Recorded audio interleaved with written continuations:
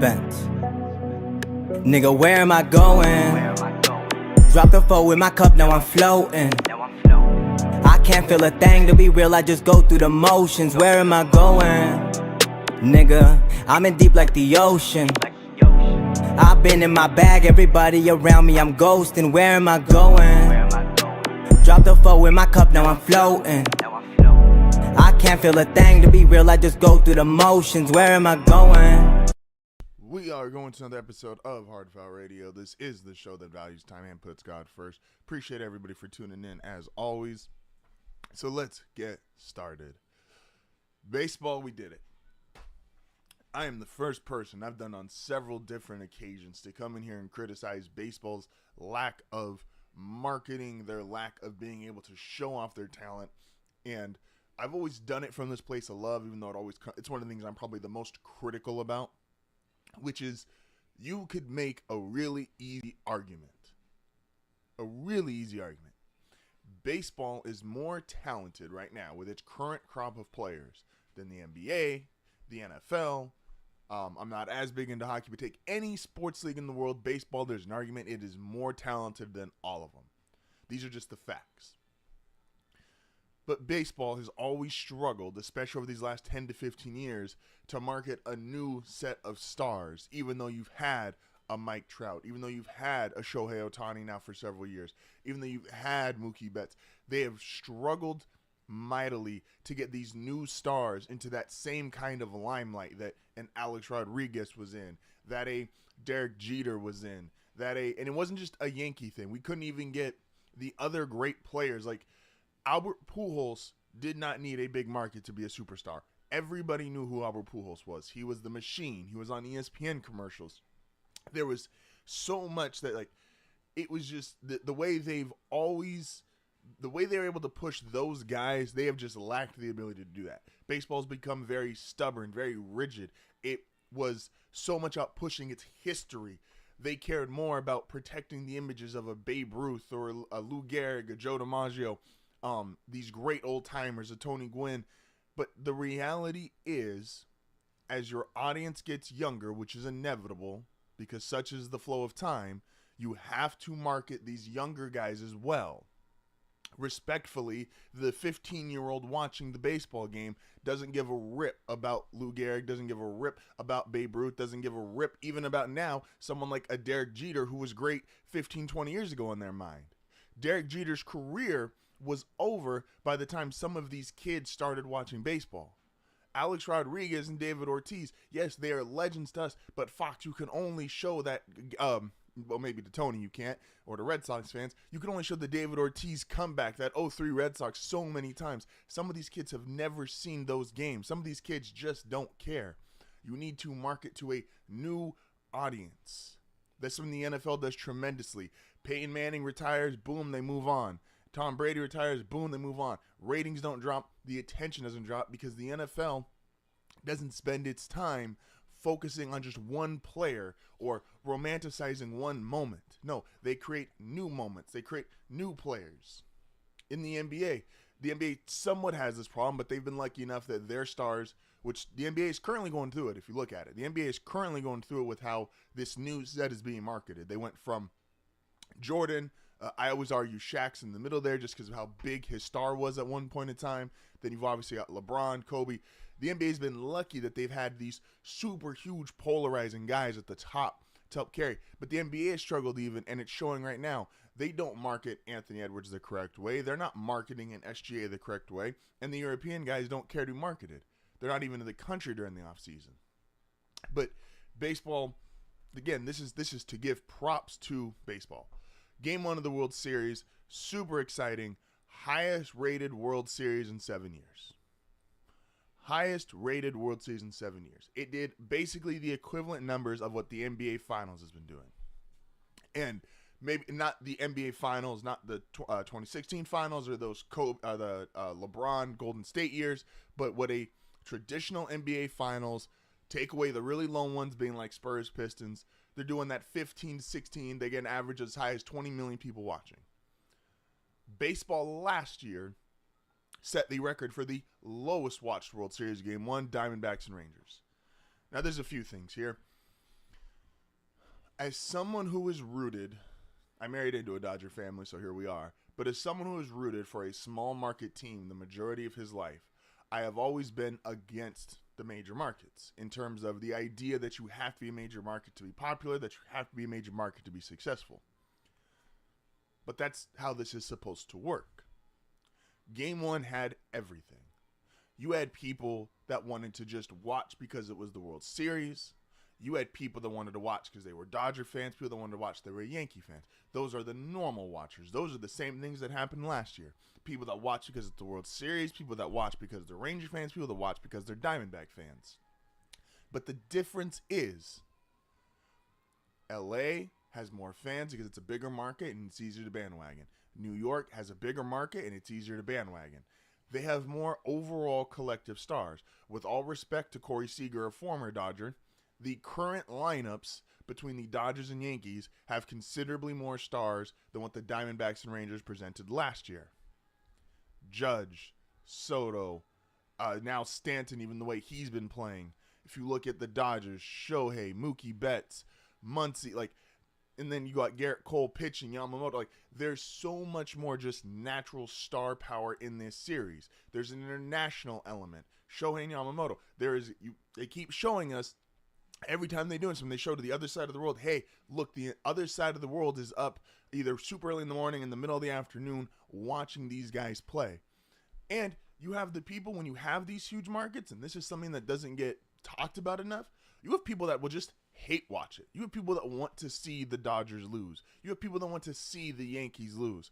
And hate watching, say what you want, there's a lot of people that hate watch during LeBron's prime. That got more numbers. That made him a bigger TV draw. There are people that hate watch during Kobe and Shaq's run. That meant bigger numbers, more people watching. All of this stuff is adding up to, and we're going to end this, all that stuff is necessary because baseball needs more eyes. Because the one thing baseball does not struggle with right now is true talent. Again, these two teams, yes, they're overloaded, but there is so much talent in almost every single team of baseball, maybe sans the A's because of the way they've been doing breaking down the roster. But even take a team like the Pirates, Skeens, Paul Skeens was the best pitcher in baseball, you could argue, the second half of the season. He's on the Pittsburgh Pirates.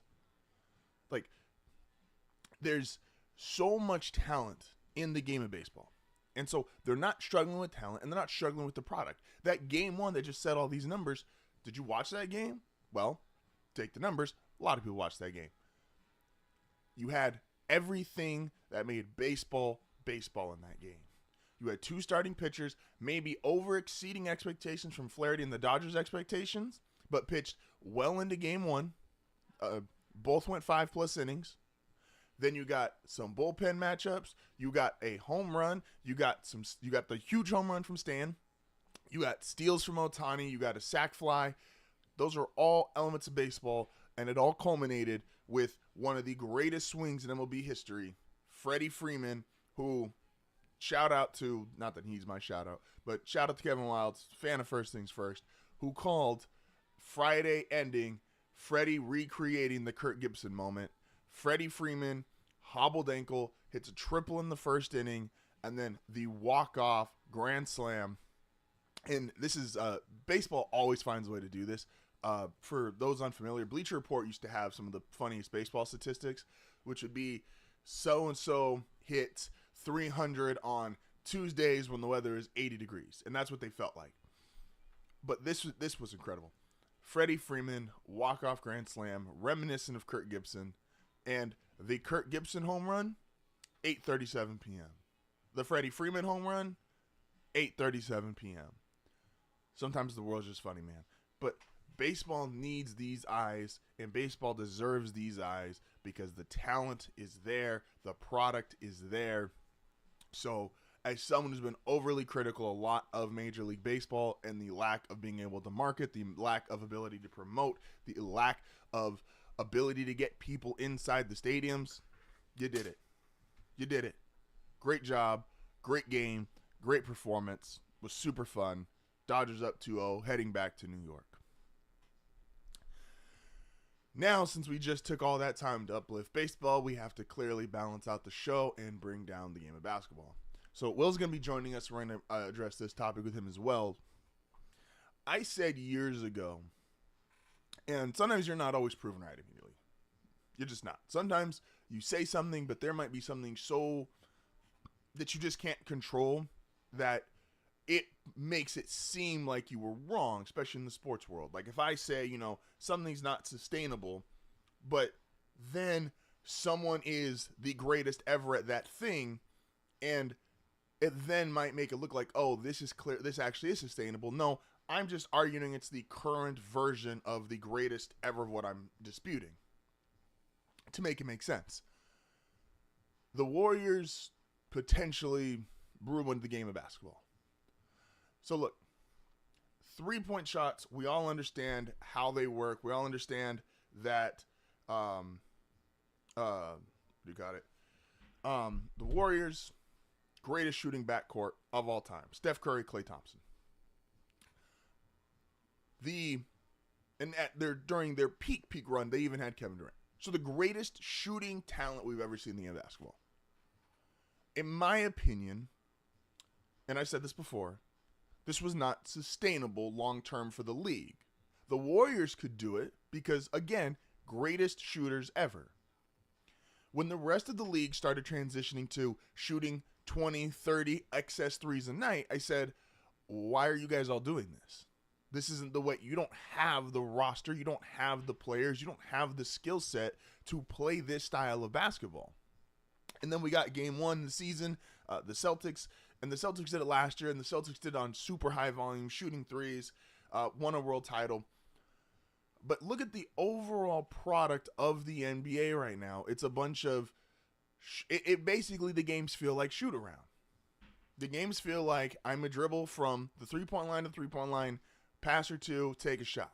Which is why I think the handful of teams in this shows, you're going to see a lot of inconsistencies for teams that do that and teams that can't rely on something else. It's early, but the Pelicans are 2-0, the Lakers are 2-0, the Thunder are 2-0. They have an inside presence. They're moving the ball. They're getting at mid-ranges. LeBron can still be in the paint. AD can be in the paint. Zion missed a game, but he was there. BI's a mid-range guy. SGA obviously gets to the line. Chet Holmgren inside. The NBA, the biggest problem is it's not just the records, but it's how the game looks. Obama just went on Halliburton's podcast, they did a podcast, I don't know if it's Halliburton's or not, and talked to him saying, like, look, man, you guys got to fix the All-Star game because it's just not fun. It's not competitive. You guys, it's just shoot around. It's live shoot around. He's like, you guys do scrimmages that are more intense than that. Like, you guys just go hoop in the summer, and that is more intense than the product there in the All-Star game. And why? Because the All-Star game is just dribble, dribble, dribble, shoot three, boom, boom, boom. The All-Star game is the worst example of it. But now even the modern NBA game is starting to look like that. And again, not everybody has Steph Curry, Klay Thompson, Kevin Durant. Not everybody has the Steve Kerr, semi-Greg Popovich system to enable this. Like, this isn't a style of basketball that everybody can play. And the more teams try to play it, the worse it will look because the worst shooters that you have, and you're still trying to put up 33s a game because 3 is more than 2. Shout out to the NBA nerds who ruined this. Like, you need some nuance. Yes, it was beyond exciting. I can't deny, like, it was beyond exciting seeing Steph shoot the way he shot. It was beyond exciting to see him and Klay get on a heater. It was beyond exciting to see it was a little boring if you were a fan of the other team, but seeing those 3 guys, Steph, Klay, KD, shoot all these threes and the way they were scoring, and it was a unique offense and a unique system to them because it actually fit their skill set.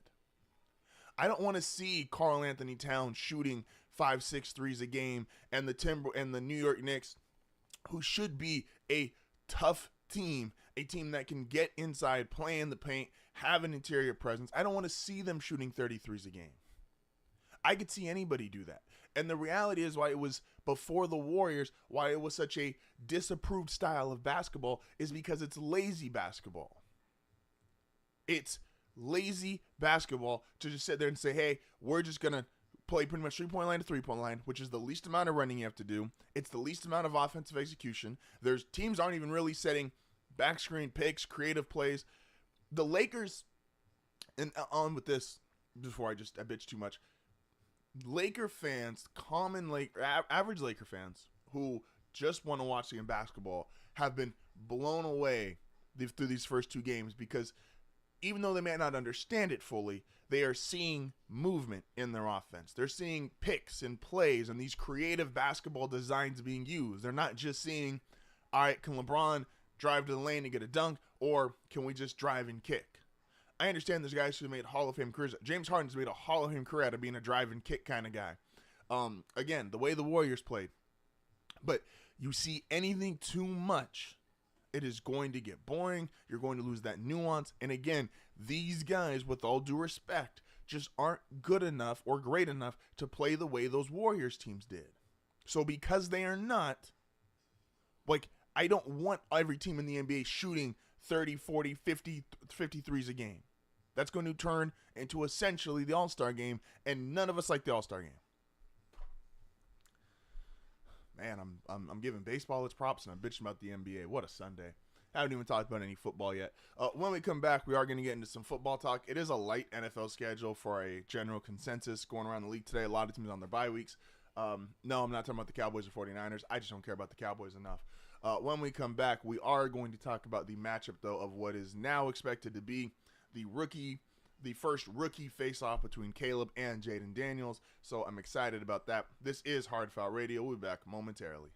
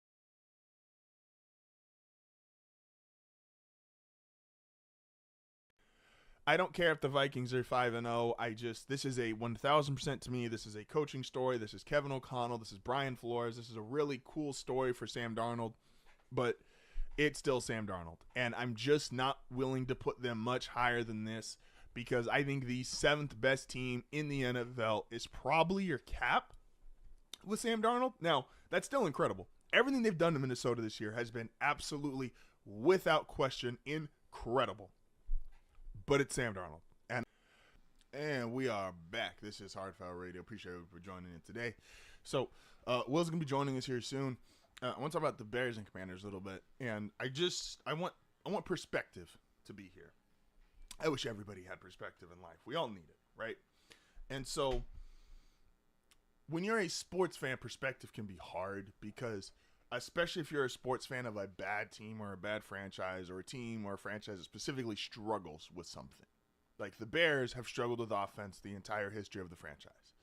So Caleb Williams being good feels great to them because they've never really had a great quarterback outside of a year or two from Jay Cutler.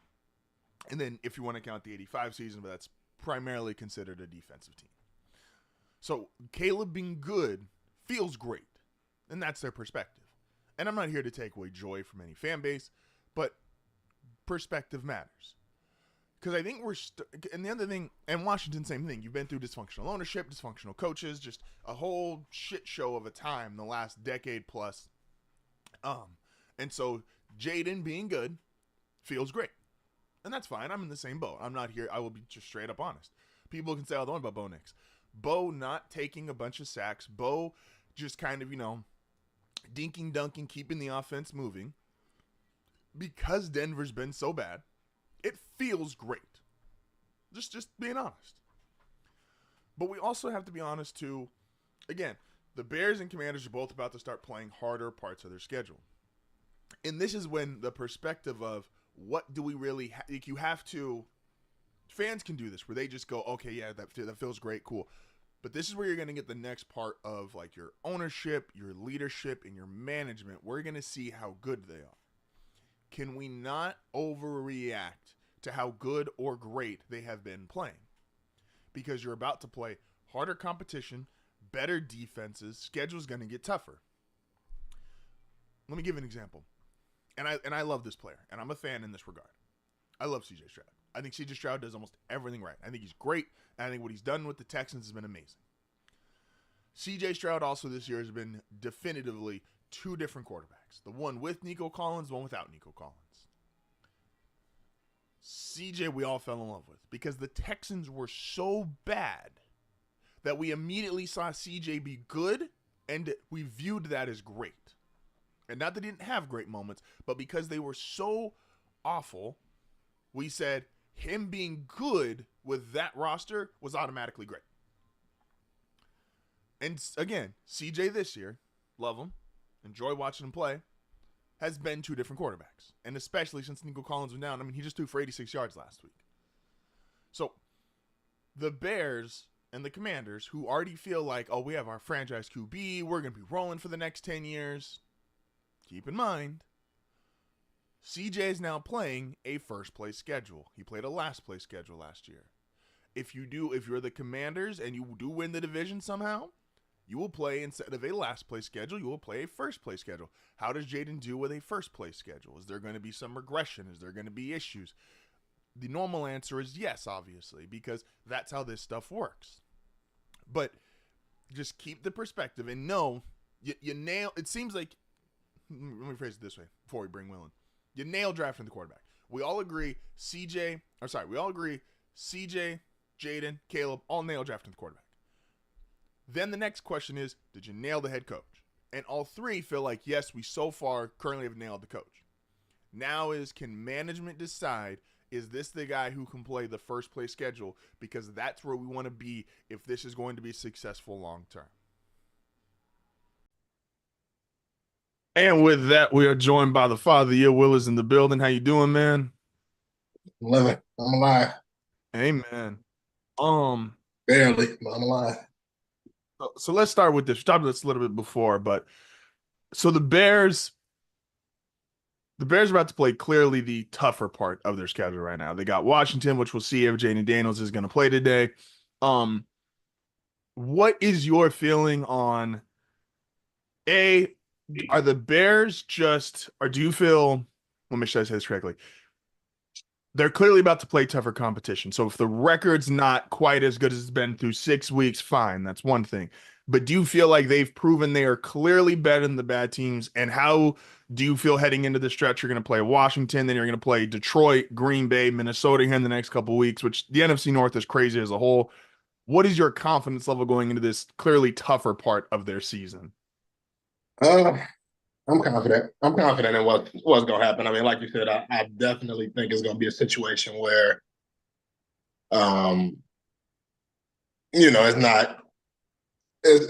not going to be anywhere near as easy as some of these games have been, and even in some of the earlier games, like especially our first 3 games, we didn't necessarily, you taking that time to gel and come together as a team. Like that Colts game, I feel like is a game we should have won. I think the Texans game is probably a game if we were to play that game again today, I think we would win that game. So I mean, I think we clearly showed we were better than the bad teams, especially when you look at what we did to Jacksonville and to Carolina. Like, we weren't in dogfights with them. We clearly, So I mean, it's not like it would be a difference if those were close games. So I think we definitely showed the difference. Where do you think right now, off the top of your head, this is a real good way to judge confidence level? And confidence, I'm going to ask Will, just for the audience listening, I'm going to ask Will these kind of questions because there's not a human being I've ever personally met. When they say like athletes have like unbridled confidence, like you talk about like, there's like the confidence, like Mike, Kobe, like Will's right there. Like you can't shake this man's confidence. So I'll ask you in your confidence, if you right now, not necessarily record, but just rank the teams 1 to 4 inside the NFC North. So you got because clearly the NFC North has been the best division. So Vikings, Lions, Bears, Packers. Where the Bears rank for you? So I'll give the Lions number 1. I'll give the Lions the number 1 spot. I mean 2 or 3 easily. You think? And I would say 2 is between us and Green Bay. I think Minnesota is tough, but I think we're starting to see Sam Darnold look like Sam Darnold again. I agree with that. So I think that'll be kind of telling. So I would say 2 or 3. No, it's valid. And then I would just kind of say we'll see how that matchup shakes out when we play Green Bay. But of course I'm leaning more towards 2. I mean, really in my head it's probably 1. But I was gonna say I was impressed. I was like, but it's like. But I think Detroit is one of the best teams in the league, and I think we match up well against Detroit. I think we matched up well against them last year, and played them pretty tough without a team that isn't nearly as good as it was, or without a team that's not as good as we are this year. So, yeah, man, I would say 2. No, that's valid. Humbly. I'm of the opinion right now, and so to me, the NFC North, it is a quarterback thing for 2 through 4. So I think the Lions' overall roster is just better than everybody's right now, and that goes for the league. The Lions might have the best roster in football. And then from there, I would probably take Caleb too, specifically because the majority of what we've seen from Caleb has been really good, even though it's short sample size. Jordan Love, I'm not really willing to commit to yet. Jordan Love is weird for me. He didn't play well the first half of the season. Obviously got off to a hot streak plus the playoff game. But even now, he just has like, I know he's tied for the league in touchdown passes. He only missed 2 games. But there's a lot of throws for him that I'm like, it's this close to like touchdown, interception. Like the one last week literally went through the defender's hands and the receiver caught in the back. And I'm like, at some point that starts to like become normal. Yeah, you get away with it every now and again or against bad teams, but especially as those division games start to stack up, like those interceptions against the Bears, those interceptions against the Lions, the Vikings have a good defense. So I would probably take right now, confidence-wise, I would say Chicago 2. Minnesota I'm the lowest on, and that's simply because of Sam Darnold, but Minnesota's roster top to bottom is crazy, even though they just lost their left tackle for the year. But Justin Jefferson's a monster. Switching over to the NBA, we discussed this a bit last week too, and it's starting to get more Bro, when did Joel Embiid get hurt? We got the comments last week where it's like, all right, he ain't gonna play back-to-backs no more. And then the season starts and they come out and they say, yo, we're doing injury management. I've never heard I've heard load management. I've heard all the reasons they give guys off. I've never heard to start a season, yo, superstar needs injury man. Like, what the fuck is that? Never heard of it. What? At some point, and we never heard of load management until they started saying it for Kawhi. I agree, but it's at some point I put this in the group text. So I'm like, this feels like the least excited I've seen like the general consensus for an NBA season in a while, and I think part of that is I didn't even know when opening night was until the day before opening night. Like I was like, oh shit, like the season starts today. Yeah, like it's like there's just not a lot of. Like, I was excited personally because I just don't have a life. And so, like, I was excited because the Pelicans just got DeJounte Murray, even though, of course, he fucking fractured his hand one game in. But it's like, I was excited because some of the offseason moves, they just re-signed Trey Murphy. But I'm like, there was little to no excitement. And I do think shit like Kawhi announcing, like, 4 or 5 days before the season starts, hey, yo, I ain't playing right now. I'm injured again. It's like, bro, when did you get hurt? You had a whole offseason. Joel Embiid saying, like, all right, I ain't playing back-to-backs. And then the next week, oh, no, I'm on injury management. I'm not playing the first week.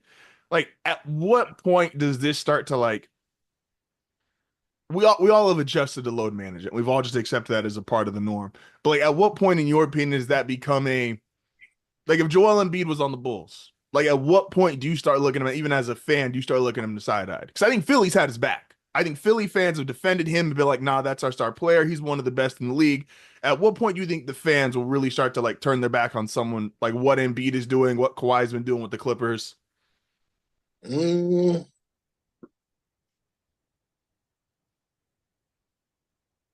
they stop making the playoffs. You think as long as they still in the playoffs by the end of the season, that's good enough?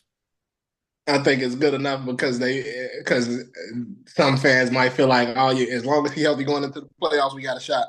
So if they look at it and say, okay, if he's healthy going into the playoffs, I think we can beat the Celtics, or I think we can beat whoever else is at the top, near the top of the Eastern Conference. I think if the fans, and that's like I said, I'm not saying I view it this way, but I'm saying if the fans view it that way and say, a healthy Philly team, we can compete with the best of the best, and they say, okay, well, whatever y'all got to do to be healthy come playoff time, let's do it. It is what it is. So I think if you miss the playoffs or you injured throughout the playoffs, and now they look at it and say, okay, well, I don't even think we can win a title with you, because right now fans may still believe if you healthy, we could get to the finals. Yeah, no, that's probably true. Did you watch the Celtics Knicks game, or did you watch the Celtics Knicks do shoot around? Is the better question. I seen the highlights. I didn't see the actual game. So, like I said, I really didn't even know opening night was opening night, and I had shit going on. Nah, it's valid. So, this is another thing I'm curious about as far as like the perception of things changing is the Warriors are. So my opinion is the greatest ever at anything should never be like the bar or comparison. They're outliers, they're anomalies. And so the Warriors, what they did during their run, shooting all those threes, to me, I've always pushed back on that should never become the flow of the league or the way teams play, because no other team in NBA history is going to have Steph Curry, Klay Thompson, Kevin Durant all in their prime. And so when other teams start adapting this philosophy of how many threes we can shoot, it looks like that Rockets, the year they lost, where they missed the 20s, 30-some threes in a row. Boston open at night. They're shooting 60 threes. They don't even hit half. They hit 29 of them. It's like this kind of play style, when it's not literally Steph Curry, Klay Thompson, Kevin Durant, this turns into some ugly basketball, because it just turns into shoot around and or the game none of us like anymore. It turns into all-star games. Mm-hmm. That's and again, it's not only so much a question, more so just passing off the vent or bitching is, do you think teams will eventually, like, will teams finally start to go, all right, we don't have the greatest combination of shooters ever, let's back off doing all these threes? Like, will it eventually come back around to, no, we don't care if 3 is more than 2. We'd rather have, instead of 63s, let's get up 30 to 43s and then 20 more quality shots? I think the only way that'll happen is if the NBA starts to let players be more physical on the defensive side of the ball again. I think like the teams and the coaches and the players, they don't really have a reason to not want to do it. I know it's easier. That's what I'm saying. So it's like unless the rules change to where everything ain't a foul and I could bump you a little bit more and things like that, like there's no reason for the players or the coaches or anybody, because as long as you got, like, even if half the teams in the NBA change their play style and do it the way that you're talking about and everybody else is shooting all these threes, all it takes is a couple of nights where, like, you know, a few nights where you're not off and the only way to get back in the game is to shoot the threes. So if you're hitting threes, I can't keep taking layups and mid-ranges and dunks and all of this. Yeah. It's just, and again, it was the way it was forever. It's like if you're our age and like you heard all the time, like the Warriors changed not just the way the current game was played, but the Warriors just revolutionized the way like basketball was played. That used to be if you played even at like a high school level or below, just like playing like with kids at a camp or some shit. Like if everybody's just shooting like that, the coach is finally going to tell you like, nah, like run a play, go to the basket, do something else. And I think part of the unexcitement for the NBA is like, there's like two kinds of superstars right now. Take out the three big men. So like take out Giannis, take out Jokic, take out Embiid. Everybody is either perceived as just a shooter or a foul merchant. Like SGA is viewed to 29 other teams like, oh, he just drives and gets fouls, so it's not as exciting a game.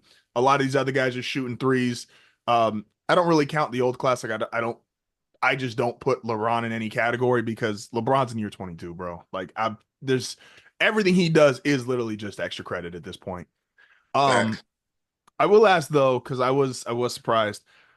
The Lakers, it's the Bronny storyline is it's cool. I don't really care for the people that have like Bronny takes on like how he played or what he's gonna do. And I even think it was smart that they got him in the game, like game one early on. It's like to the people that were complaining about like, oh, he got minutes before Rob Dillingham. No one gives a fuck. Like at the end of this season, it's the moment's not going to be, oh, LeBron and Dillingham are on the court together. No, it's going to be LeBron and his son are both on the court together. But I think that's the thing. I think that's kind of what some of the pushback is about, though, because it's like it's not too many situations where that's going to happen with a second round pick. No, I agree. So it's like, and I think the pushback is just because even now when you said I think they didn't play 2 games and now he's going to the G League when essentially if it wasn't LeBron James' kid, he would have been in the G League before game 1. No, I agree. So I think that's kind of where the pushback is. I agree with that. Like, it ain't so much about Rob Dillingham. It's more so, I guess it's more so about, like, you know, one of the things that I've been seeing they've been saying on Twitter is just that, like, maybe LeBron or the Lakers or the league, they manufacture in these moments, like as far as, you know, him and his son being on the court together, which we knew at some point that was going to happen anyway.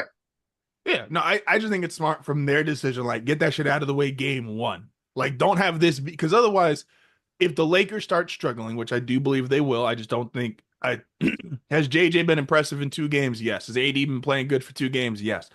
I still don't think this roster top to bottom, 82 games is very good. They are in my opinion, a 7-8 seed play-in team. So that would have been kind of almost this other storyline going on versus they knocked it out game 1. Mm-hmm. I also do think, and I guess I'll ask you this here to close is, I don't mind, even if, and I know he's going to the G League, even if he didn't, if you can have 15 guys on a roster. Most teams are only going to play 9 to 10 guys a night at that, and then 11 to 12th guy is usually, all right, it's a blowout, let's empty the bench, everybody come in. If LeBron, who is still either your best or second best player given the night, I don't mind if the 13th guy on your bench just keeps his morale up and him excited to play. If I get a better version of LeBron because of the 13th guy on the bench versus if the 13th guy was insert X player, to me, long term, that is somewhat strategic. Like, I don't think that's a bad call from the Lakers, especially because, again, I don't think the Lakers roster to begin with is all that good. They're clearly not one of the best teams in the West. And so I guess I'll take your take on that. Like, if your 13th guy is just, I get 5% better of LeBron throughout the season, is it worth it? If you're 13 guys, the Nationals, basically. Yeah, no, 1,000%. And I think Giannis plays better because his brother is with him. Like, that's a real thing. I mean, yeah, I ain't against it. Like, I mean, at the end of the day, like, whatever you got to do to make the best player on your team happy is what you got to do. Like that just is what it is. No, that's like, because I mean, and like I know we've kind of talked about it before, but it's like the whole nepotism thing and all of that is like I don't think there's nothing wrong with it. Shout out to that nigga for being able to for being in a position to put your son in position, like absolutely to do something that like because it ain't like he needs the money. That's bro. The amount of times like more than anything, you help your success helped put him in a position to at least pursue his dreams. Now, if he end up being a G League nigga and never become an actual NBA caliber player or starter or whatever the case is like you were at least able to put him in a position to get the opportunity. No, 1,000%. And for the people that are like, oh, like he's taking money away from studio, like, bro. First off, for the people, and this isn't you, but just to the general public, is like, how about him and his money? I'm like, bro, his dad's a billionaire. I'm like, we lucky that like truly, if your dad is that level of like your dad has that kind of wealth, that kind of resources. We all saw, shout out to him. We all saw what the GOAT son was doing a couple weeks ago. Like that's the kind of behavior that normally comes when your dad is that level of like, oh, my dad's a billionaire. Oh, my dad's one of the most famous people on the planet. Bet. Like I can do what I want to do. yeah, like we lucky he just like a productive member of society. Fuck the fact that if it's like, oh, he got like you rigged him into the NBA, like the fact he not doing that, like, congrats. We always end these with a score prediction. So we don't have Jaden Daniels still a game time decision.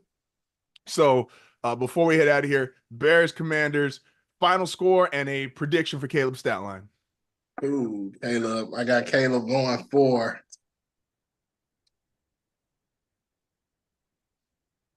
250 plus. 3 touchdowns. Final score? Good question. Washington can score. They can definitely score. Obviously, some of that's up to if Jaden Daniels is there or not, but right now his game time is still listed as game time decision. 28-21. All right. Y'all heard it here first. We got it. You've been right 2 of the last 3 weeks. Not including the bye week, but I'm sure he put up those 500 yards and 5 touchdowns on the bye week, so we're gonna call it good. Shout out to Lonzo. Lonzo playing again with the Bulls. Shout out to the Bulls, lost to the Pelicans on opening night. With that being said, appreciate you. I gotta get him, bro. I gotta deal with Broncos Ravens in a few weeks, and Tony's gonna be on here talking crazy. Brandon Ingram, baby mama got fucked by Anthony Simons. That's fine. He had a game-winning jumper on him. So what now? What now? Trey Murphy said, "Hey, yo, twin, tell him who." Hey, man, is a wild league. Hey, man, appreciate you as always for stopping by, bro. All right, man.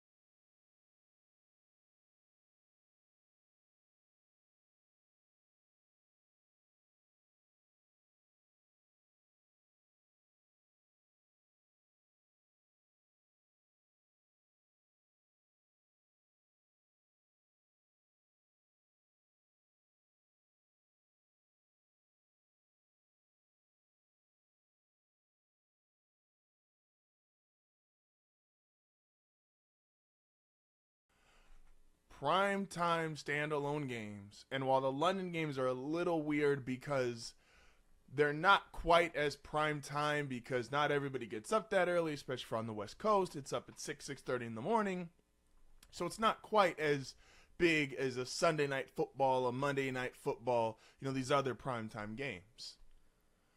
Unless you happen to coach for the one team whose owner is an ambassador overseas for the NFL, and your team comes out and looks, while the final score may not be indicative of it, did not play well, your quarterback looks old, threw 3 interceptions, and while your defense did actually do a pretty good job against the Minnesota Vikings, not winning that game. Again, when your owner is the ambassador for the NFL overseas, you're Robert Saleh, that's the kind of game that gets you fired. And we are back. This is HardFoul Radio. Appreciate everybody as always. I don't want to spend a lot of time here. We're going to get into Tony's ticket pretty shortly. But this is just, I think this is frustrating. So Tua's set to play. Tua's set to play again. And this, I think, is frustrating because he should never play professional football again. Now, let me get the hypocritical part of my take out of the way. I love NFL football. I have an addiction to it. It is my favorite thing to do on Sundays. I just enjoy, I love the big hits. I grew up watching football in the 2000s, and so I've seen the Ray Lewis, Troy Polamalu's, I've seen Brian Dawkins, I've seen LaRon Landry, I've seen all these guys who just used to hit super, super hard, and I love it. As far as a consumer of the product, I love it. I just do. It's old school gladiator type shit, and I'm not going to sit here and act like I don't.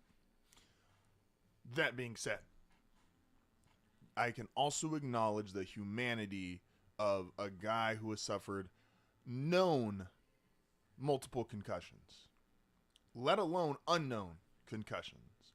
A guy who we've seen twice now be hit so hard, either his fingers involuntarily move or a body part involuntarily moves, just a reaction that is so, just should not happen to any human being. Again, I love football. I love watching it. This is not a I'm better than you kind of thing. It just blows my mind. I understand money, and I understand even the athlete's mind wanting to go out there and play because it's all you've done your entire life. But there's just no reason that Tua should be playing NFL football ever again. If you're the NFL, here's the big thing too. If you're the NFL, and we want to make it the money conversation. How much does it profit you or benefit you to let Tua go out there and basically kill himself?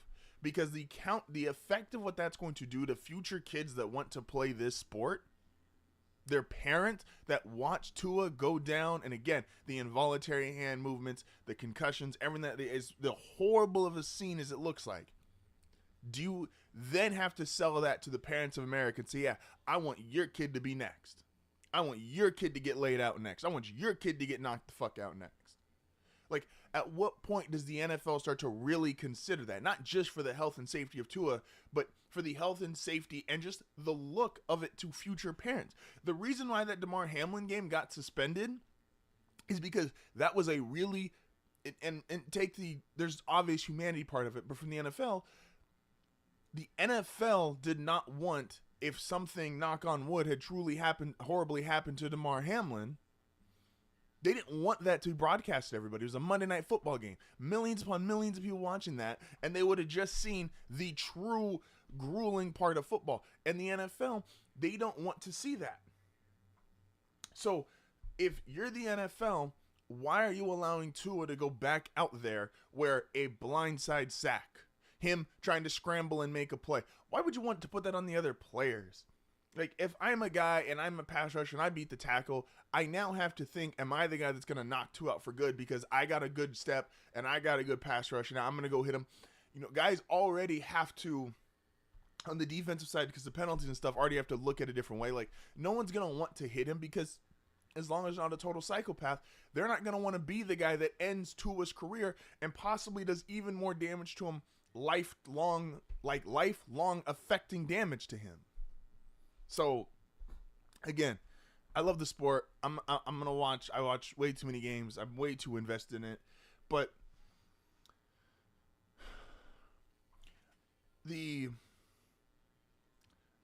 Tua should never play football again, and I firmly believe that. So it's and if you're somebody who bets on Tua, you need your head checked. But if you want to bet on other games, we have, of course, our number one Tony's Ticket Plays of the Week, Prize Pick Parlay, Bet of the Week. We know how this goes. This is your gambling advice from HardFoul, and the best way to do gambling advice is to put somebody else's name on the front of it, so that way if any of these are wrong, you can yell at him, not me, because these aren't my picks, for the most part.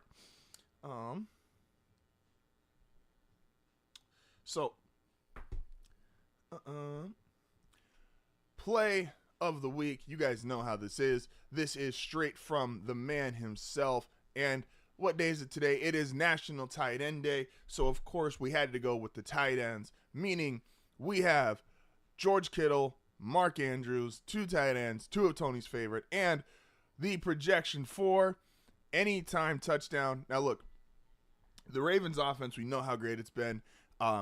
Lamar is, and he's finally getting into a rhythm, not finally in a rhythm, but his rhythm with his receivers has caught up to their insane running game. We've seen the Ravens offense. It's the best in the league. Lamar's playing like the MVP. For George Kittle, this is more of a, who else do the Niners have?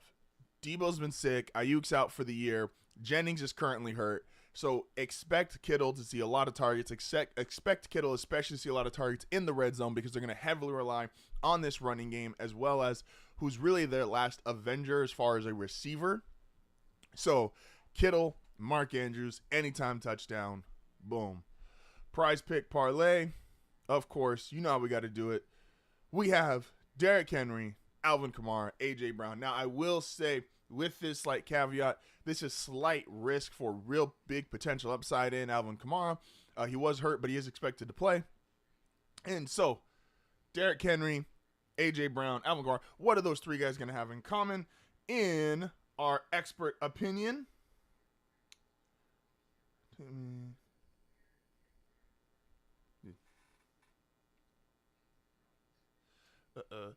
with our expert opinion, these 3 guys all will over 0.5 touchdowns. You put in, this is a times 6.5, so whatever you put in, you have the chance to win 6.5 times your money on Prize Picks. And of course, the bet of the week. Now, I've been very, very, very consistent about this. The way that I have been analyzing the Chiefs, I believe I'll be proven correct. I know the world's been calling me a bunch of idiots. I know you guys have all been in my comments all week saying this is stupid, this video is going to age horribly, this, that, and the third, and that's fine.